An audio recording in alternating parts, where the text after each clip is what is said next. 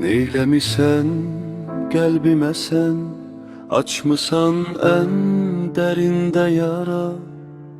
Məlhəm olmaz özgə biri, əlacım sən gedirsən hara. Öldürməndəki səni, eşq geyinməsin qara. Axı bizə yazıqdır, bir xət çəkmə gəl olanlara.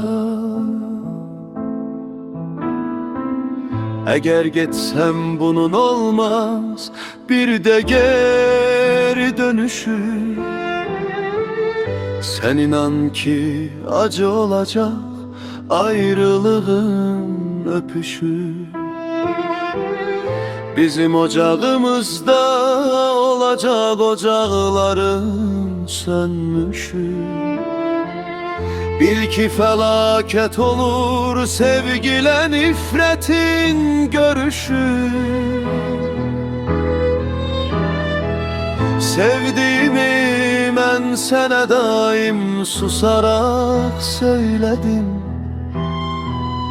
Bir ömür sənə verdim, bu ömrü sən neylədin?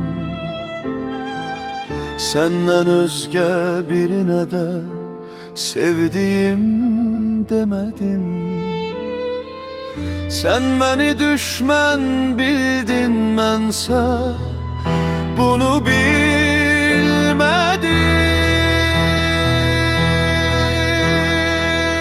Seninle mən özümüzde bilmeden ayrılırız.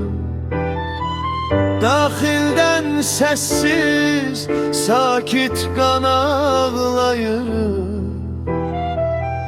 Bir-birimizə baxışlarımızla yalvarırıq. Dumanda itmiş bir cüt sevənləri axtarırıq.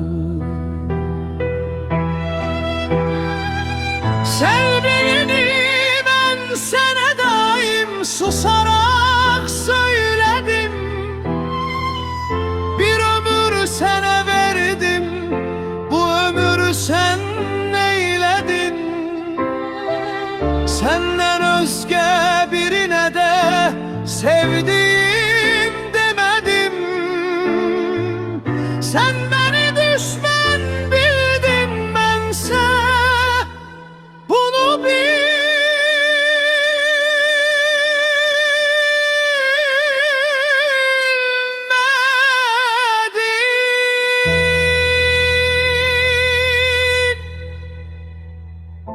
Sevdiğimi ben sana daim susarak söyledim. Bir ömür sana verdim, bu ömrü sen neyledin? Senden özge birine de sevdiğim demedim. Sen beni düşman bildin, mənsə bunu bilmədim.